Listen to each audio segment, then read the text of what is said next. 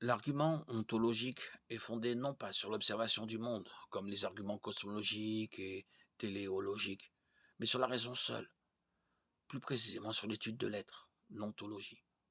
Sa forme la plus ancienne et la plus populaire remonte à saint Anselme, au XIe siècle avant Jésus-Christ. Anselme commence par définir Dieu comme un être tel qu'aucun être plus grand ne peut être conçu.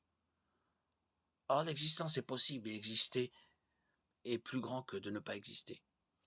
Donc Dieu doit exister, car s'il n'existait pas, on pourrait concevoir un être plus grand, ce qui aboutirait à une contradiction logique.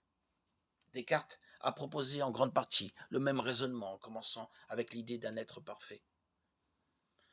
L'athée Bertrand Russell a dit qu'il était beaucoup plus facile de dire que l'argument ontologique est fallacieux que de trouver précisément où est l'erreur. Les arguments de ce type ne sont cependant pas très populaires dans la plupart des milieux chrétiens actuels.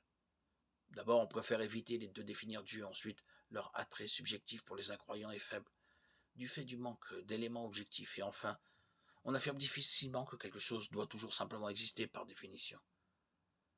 Sans un fondement philosophique solide justifiant pourquoi une chose doit exister, se contenter de la définir comme existante, par exemple définir les licornes comme des animaux magiques ressemblant à des chevaux avec une corne, et qui existent, n'est pas de la bonne philosophie. Malgré ces problèmes, plusieurs philosophes contemporains de premier plan continuent de s'intéresser à cet argument théiste inhabituel.